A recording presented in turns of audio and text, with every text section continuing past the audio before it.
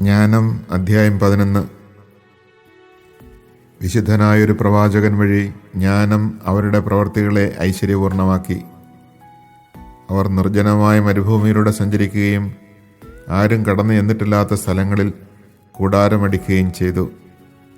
അവർ ശത്രുക്കളെ ചെറുക്കുകയും തോൽപ്പിച്ചോടിക്കുകയും ചെയ്തു. ദാഹിച്ചപ്പോൾ ജനം അങ്ങയെ വിളിച്ചപേക്ഷിച്ചു. അങ്ങ് അവർക്ക് കടുംപാറയിൽ നിന്ന് ജലം നൽകി ദാഹശമനം വരുത്തി. ശത്രുക്കളെ ശിക്ഷിക്കാൻ ഉപയോഗിച്ച വസ്തുക്കൾ തന്നെ അങ്ങയുടെ ജനത്തിന് ക്ലേശത്തിൽ ഉപകാരപ്രദമായി. ശിശുഹത്യയ്ക്ക് കൽപ്പന പുറപ്പെടുവിച്ചതിനുള്ള പ്രതിക്രിയയായി രക്തരൂക്ഷിതമായി കലങ്ങി മറിഞ്ഞൊഴുകുന്ന നദിക്ക് പകരം അവിടുന്ന് അവർക്ക് അപ്രതീക്ഷിതമായ രീതിയിൽ സമൃദ്ധമായ ജലം നൽകി. അവരുടെ ശത്രുക്കളെ അവിടുന്ന് എങ്ങനെ ശിക്ഷിക്കുന്നു എന്ന് അവരുടെ കഠിനദാഹം വഴി അവിടുന്ന് അവർക്ക് കാണിച്ചു കൊടുത്തു. കാരുണ്യപൂർവമായ ശിക്ഷണമായിരുന്നെങ്കിലും തങ്ങൾ പരീക്ഷിക്കപ്പെട്ടപ്പോൾ ദൈവഭക്തിയില്ലാത്തവരെ ക്രോധത്തിൽ ശിക്ഷിക്കുന്നത് എത്ര കഠിനമായിട്ടാണെന്ന് അവർ അറിഞ്ഞു. പിതാവ് തെറ്റുതിരുത്താൻ ശിക്ഷിക്കുന്നത് പോലെ അങ്ങ് അവരെ ശോധന ചെയ്തു. വിട്ടുവീഴ്ചയില്ലാത്ത രാജാവ് കുറ്റവാളികളെ ശിക്ഷിക്കുന്നത് പോലെ അങ്ങ് അധർമ്മികളെ ശിക്ഷിച്ചു. അടുത്തോ അകലെയോ ആകട്ടെ, അവർ ഒന്നുപോലെ വേദന അനുഭവിച്ചു. രണ്ടു വിധത്തിൽ ദുഃഖം അവരെ കീഴ്പ്പെടുത്തി. പൂർവകാല സംഭവങ്ങളോർത്ത് അവർ ഞരങ്ങി. തങ്ങൾക്ക് ലഭിച്ച ശിക്ഷയിലൂടെ നീതിമാന്മാർക്ക് നന്മ ലഭിച്ചെന്ന് കേട്ടപ്പോൾ അവർ അത് കർത്താവിൻ്റെ പ്രവൃത്തിയാണെന്നറിഞ്ഞു. പണ്ട് തങ്ങൾ നിരാലംബനായി പുറന്തള്ളുകയും പുച്ഛിച്ചു തള്ളുകയും ചെയ്തവനെക്കുറിച്ച് സംഭവ പരിണാമം കണ്ട് അവർ വിസ്മയിച്ചു. നീതിമാന്മാരുടെയും തങ്ങളുടെയും ദാഹം വ്യത്യസ്തമാണെന്ന് അവർ കണ്ടു. സർപ്പങ്ങളെയും വിലകെട്ട ജന്തുക്കളെയും ആരാധിക്കത്തക്ക വിധം വഴിതെറ്റിച്ച അവരുടെ മൂഢവും ഹീനവുമായ വിചാരങ്ങൾക്ക് പ്രതിക്രിയയായി അങ്ങ് അവരുടെ മേൽ അനേക തിര്യക്കുകളെ അയച്ച് അവരെ ശിക്ഷിച്ചു. പാപം ചെയ്യാൻ ഉപയോഗിച്ച വസ്തുക്കൾ കൊണ്ട് തന്നെ ശിക്ഷിക്കപ്പെടുമെന്ന് അവർ ഗ്രഹിക്കാനാണ് ഇങ്ങനെ ചെയ്തത്.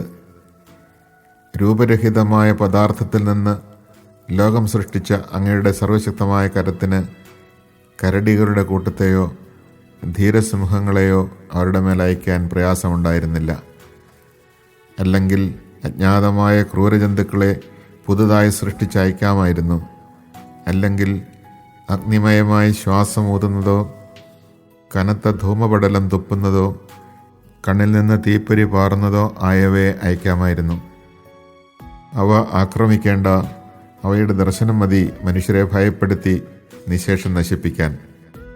ശിക്ഷാവിധി പിന്തുടരുന്ന അവരെ അങ്ങയുടെ ഒറ്റ ശ്വാസത്താൽ നിഗ്രഹിക്കാമായിരുന്നു. അങ്ങയുടെ ശക്തിയുടെ ശ്വാസത്താൽ ചിതറിക്കാമായിരുന്നു. എന്നാൽ അങ്ങ് സർവവും എണ്ണിത്തൂക്കി അളന്ന് ക്രമപ്പെടുത്തിയിരിക്കുന്നു. മഹത്തായ ശക്തി അവിടത്തേക്ക് അധീനമാണ്. അങ്ങയുടെ ഭുജബലത്തെ ചെറുക്കാൻ ആർക്ക് കഴിയും? ലോകം അങ്ങയുടെ മുൻപിൽ ത്രാസിലെ തരി പോലെയും പ്രഭാതത്തിൽ ഉതിർന്നു വീഴുന്ന ഹിമഗണം പോലെയുമാണ്. എന്നാൽ അങ്ങ് എല്ലാവരോടും കരുണ കാണിക്കുന്നു. അവിടത്തേക്ക് എന്തും സാധ്യമാണല്ലോ. മനുഷ്യൻ പശ്ചാത്തപിക്കേണ്ടതിന് അവിടുന്ന് അവരുടെ പാപങ്ങളെ അവഗണിക്കുന്നു. എല്ലാറ്റിനെയും അങ്ങ് സ്നേഹിക്കുന്നു. അങ്ങ് സൃഷ്ടിച്ച ഒന്നിനെയും അങ്ങ് ദ്വേഷിക്കുന്നില്ല. ദ്വേഷിച്ചെങ്കിൽ സൃഷ്ടിക്കുമായിരുന്നില്ല. അങ്ങ് ഇച്ഛിക്കുന്നില്ലെങ്കിൽ എന്തെങ്കിലും നിലനിൽക്കുമോ? അങ്ങ് അസ്തിത്വം നൽകിയില്ലെങ്കിൽ എന്തെങ്കിലും പുലരുമോ? ജീവനുള്ളവയെ സ്നേഹിക്കുന്ന കർത്താവെ, സർവവും അങ്ങയുടേതാണ്. അങ്ങ് അവയോട് ദയ കാണിക്കുന്നു.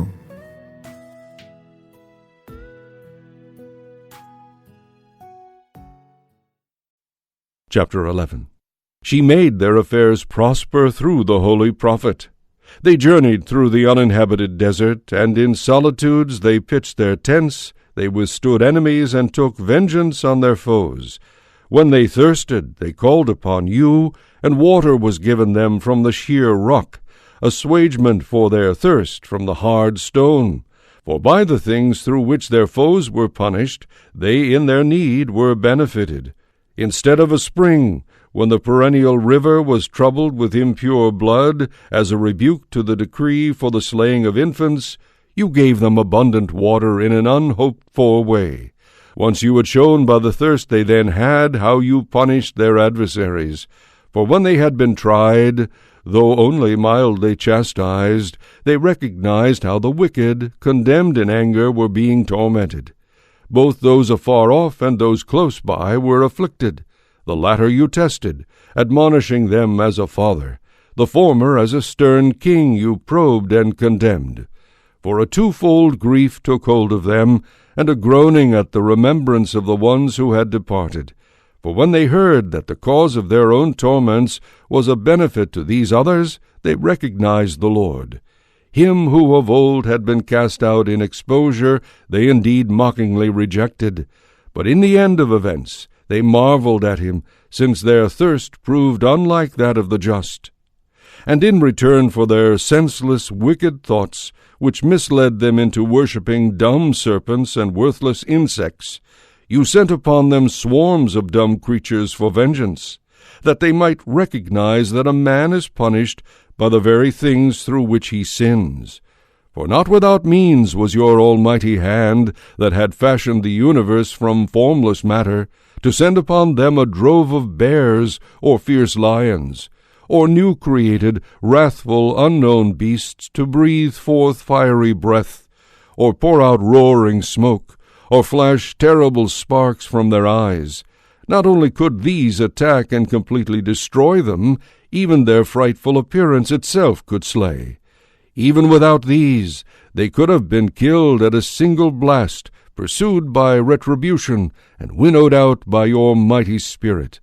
But you have disposed all things by measure, and number, and weight.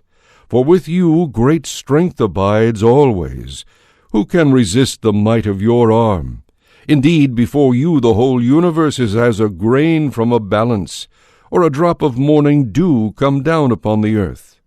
But you have mercy on all, because you can do all things, and you overlook the sins of men that they may repent. For you love all things that are, and loathe nothing that you have made. For what you hated you would not have fashioned.